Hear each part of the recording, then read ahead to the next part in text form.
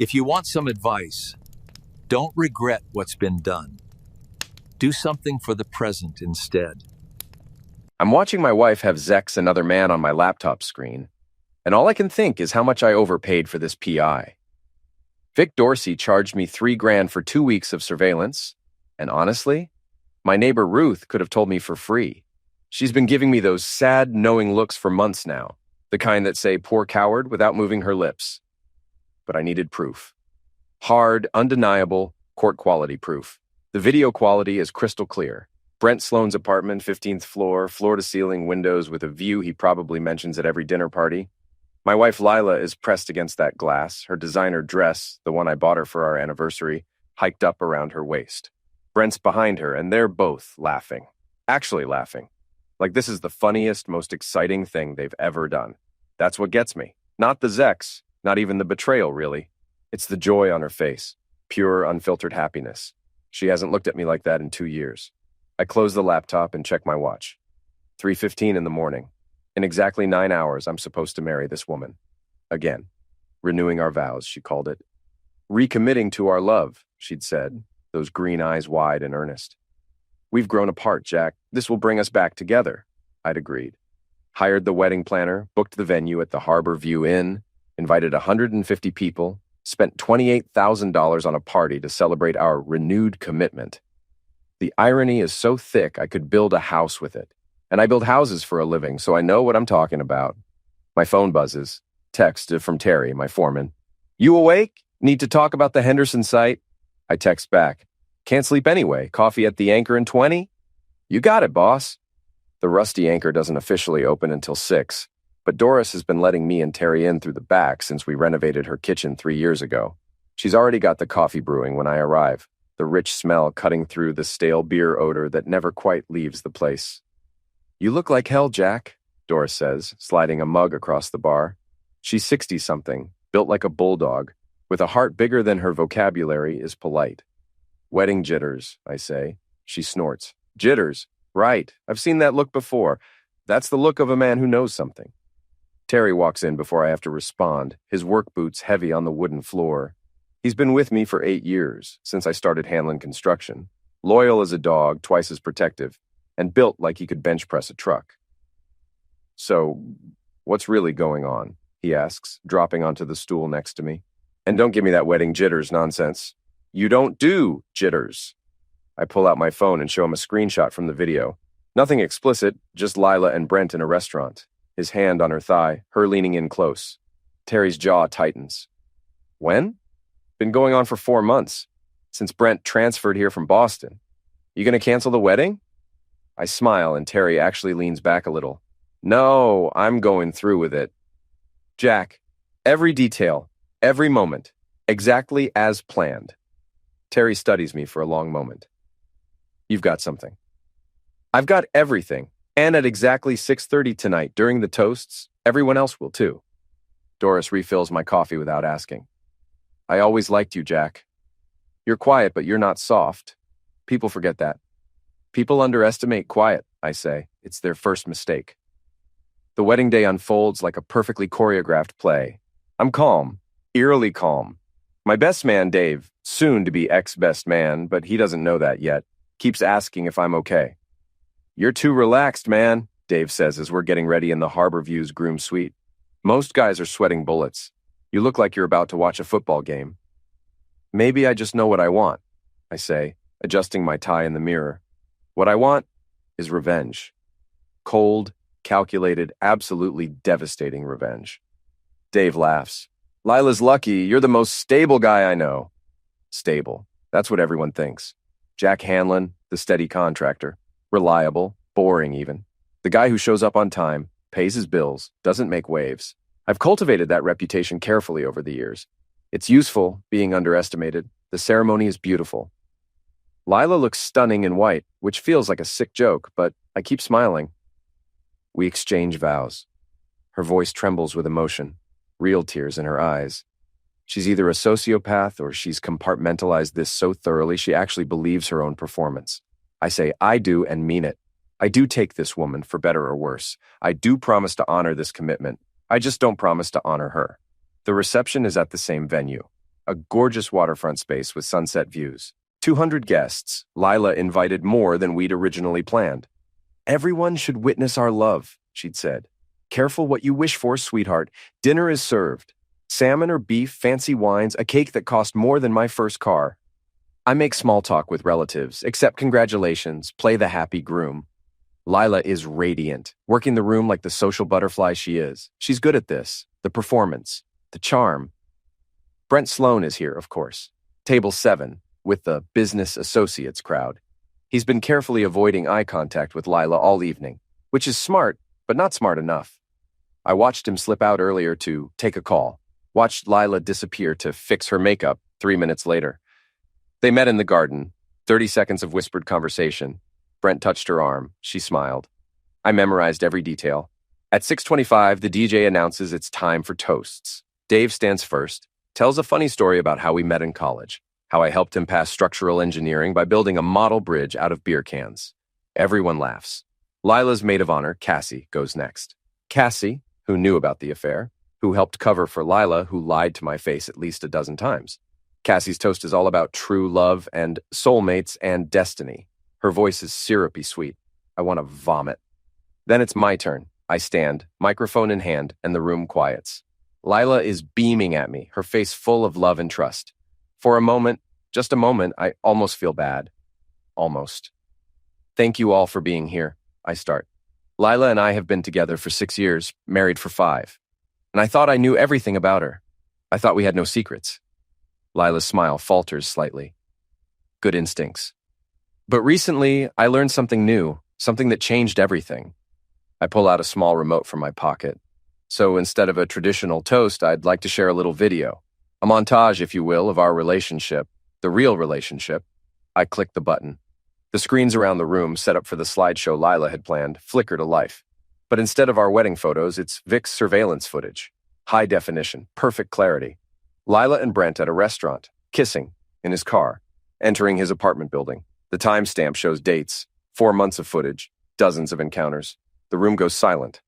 That special kind of silence that's actually full of gasps and whispers and the sound of 150 people's jaws hitting the floor simultaneously. Lila's face drains of all color. She's staring at the screens like she's watching her own execution, which, in a way, she is. Brent is trying to disappear into his chair. Impossible, given that he's 6'2" and wearing a bright blue suit. I let the video play for 30 seconds. That's all it takes. Then I stop it and the silence somehow gets louder. "So here's my toast," I say, raising my glass. My voice is steady, calm, almost cheerful. To honesty, to truth, and to the fact that I'm really, really good at planning ahead. I down my champagne in one gulp.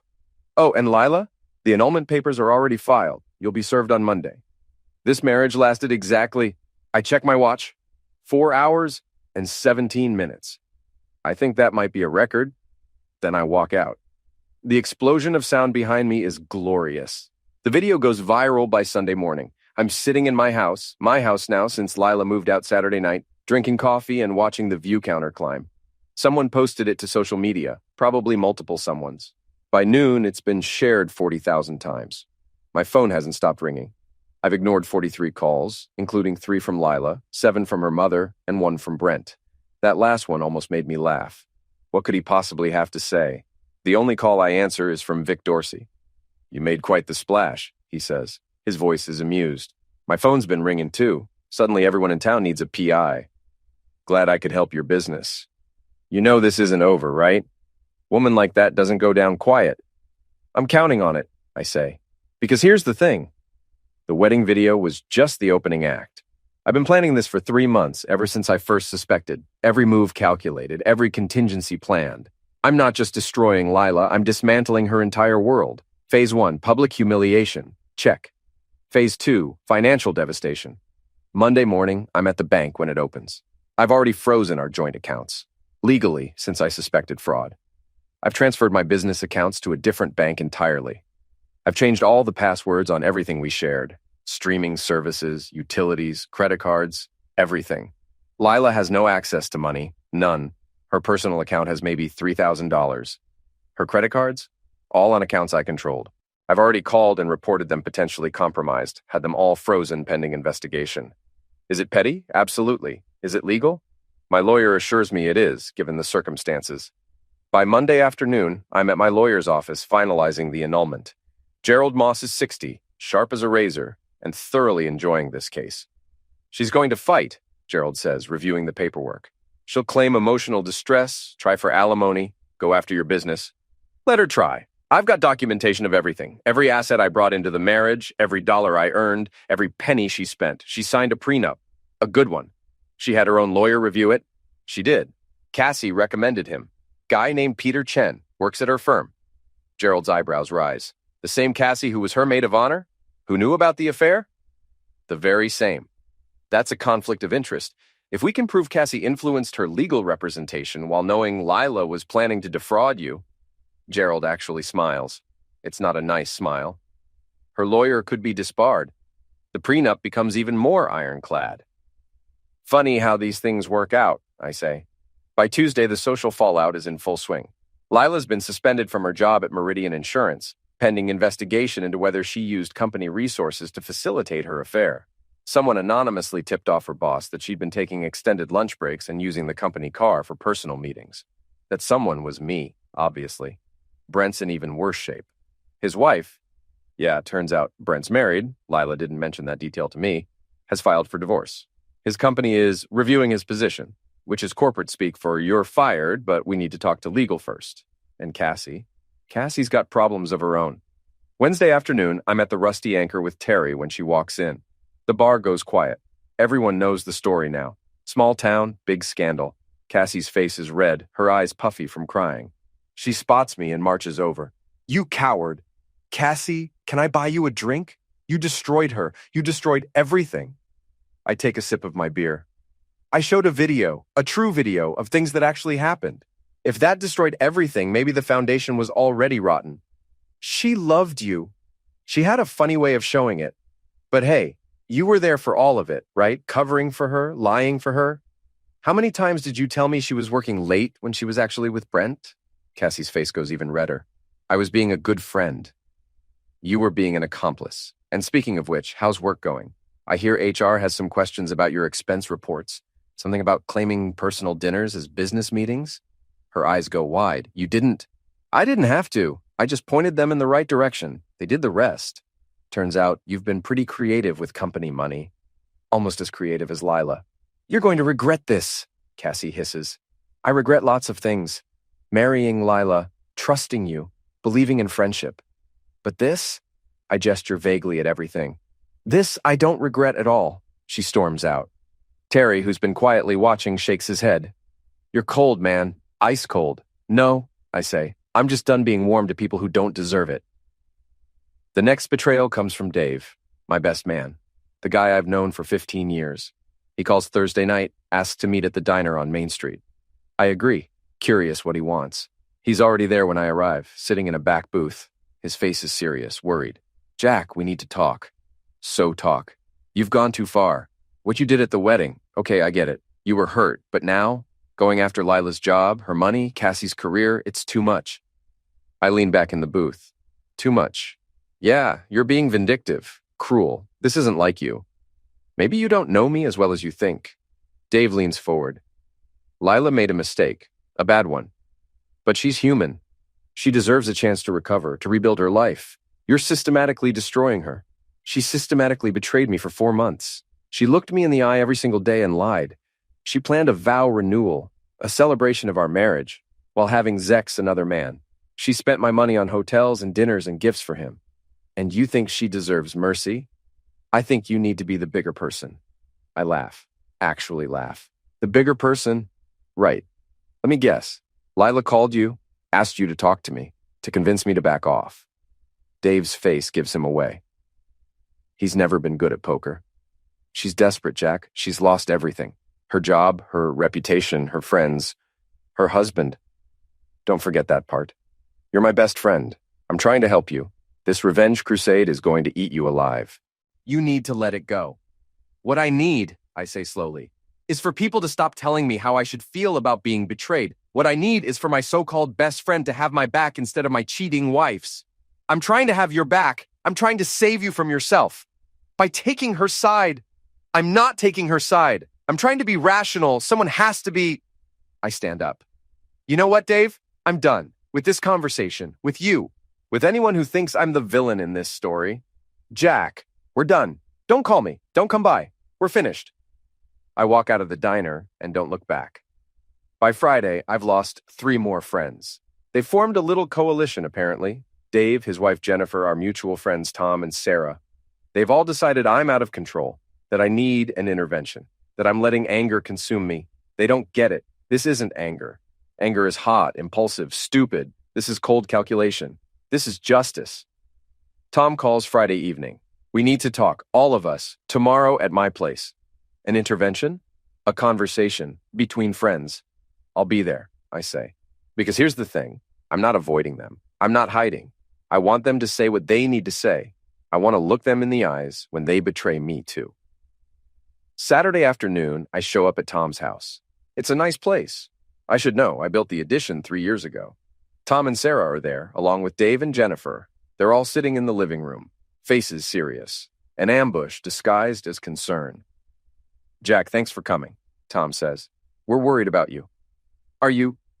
You've changed, Sarah says. Her voice is gentle, patronizing. Ever since the wedding, you've been different, harder, angrier. I found out my wife was cheating on me. That tends to change a person.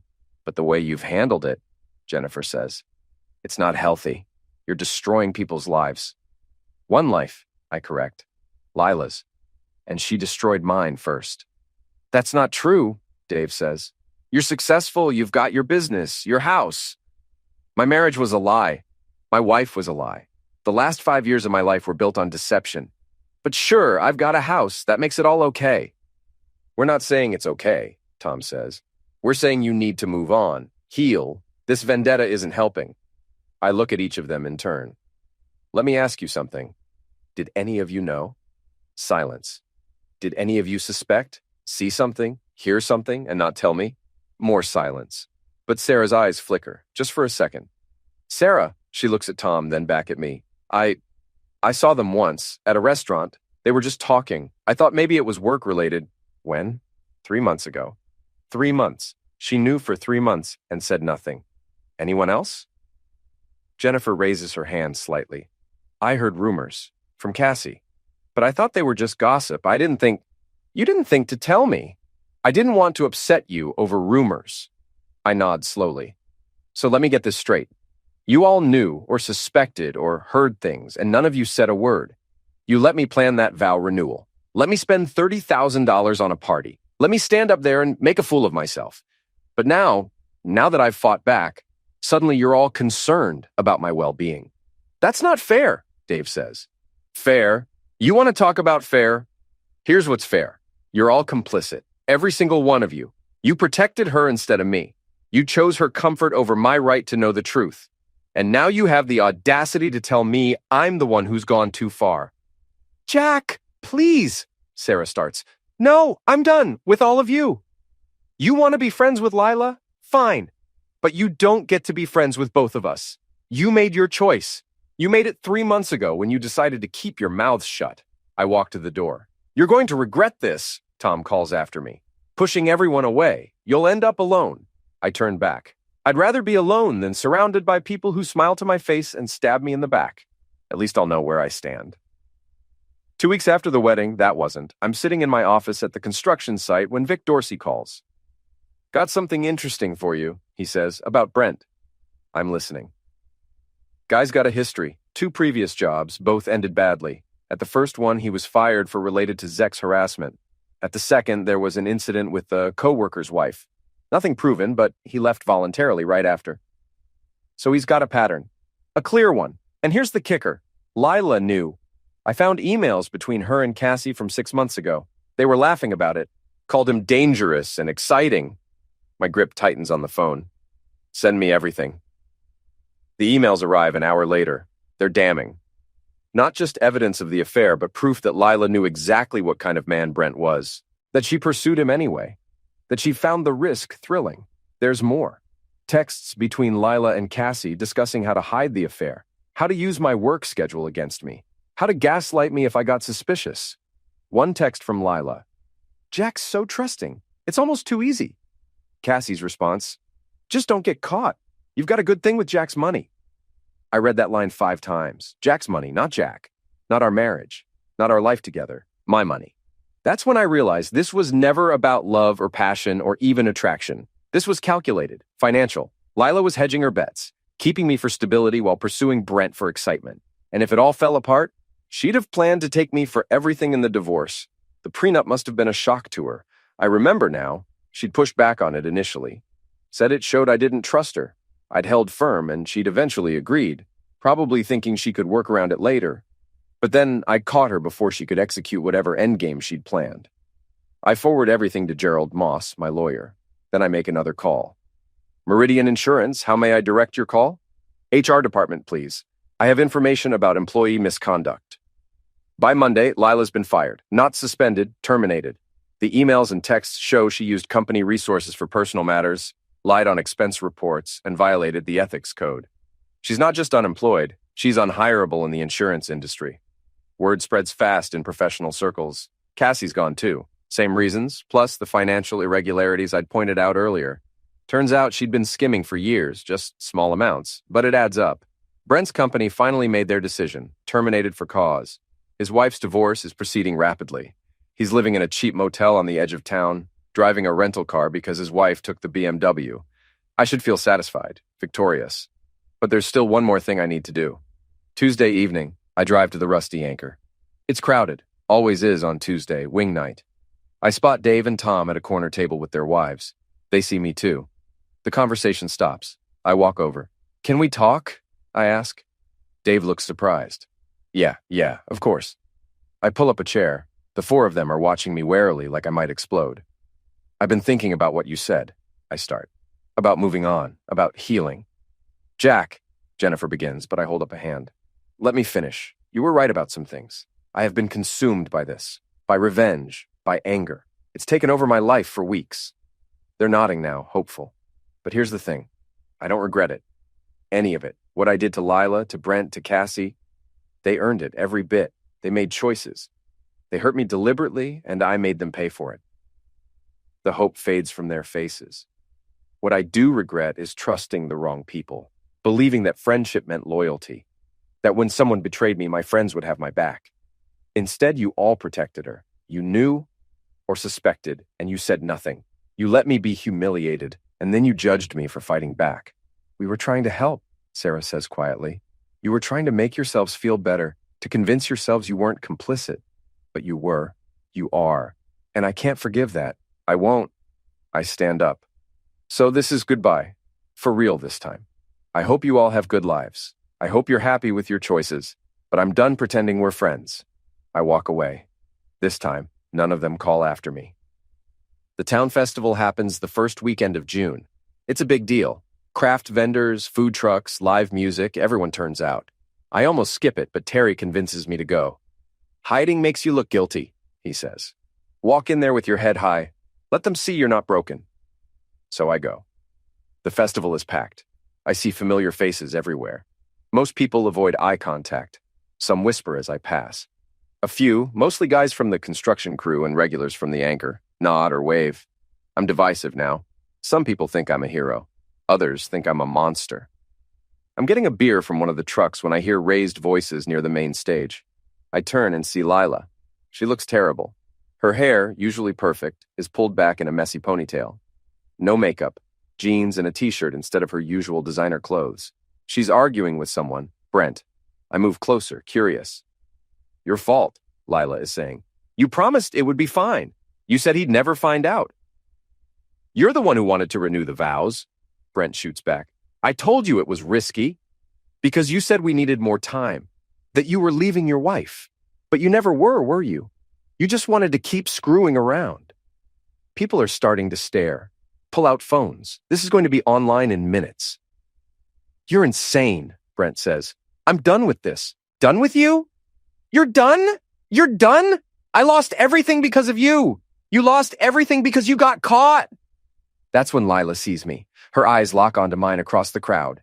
For a moment, everything stops. Then she's moving toward me, pushing through people. Her face is twisted with rage and something else. Desperation. You, she hisses when she reaches me. You did this. You destroyed my life.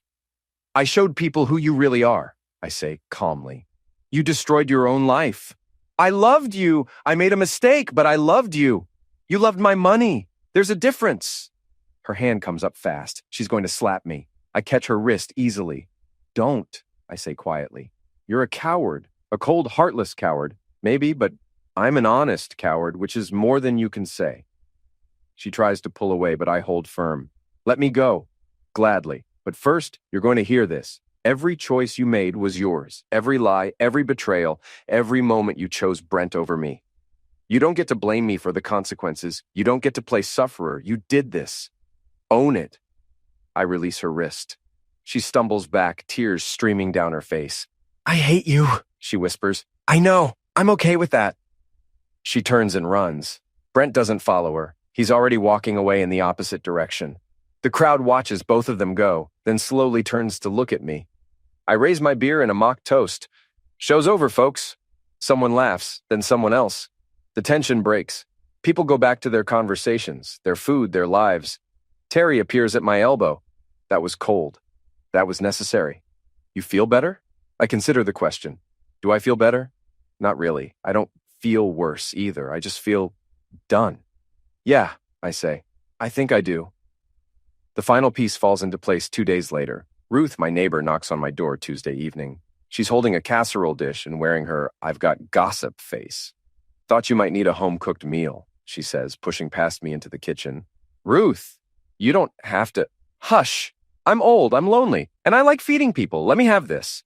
She sets the casserole on the counter and turns to face me. I need to tell you something. Been wrestling with it for days, but you deserve to know. Know what? About Cassie and Brent. I blink. Cassie and Brent? Saw them together? 3 weeks before your wedding, at that Italian place downtown. They were very friendly. How friendly? Holding hands, kissing, the works. My brain processes this.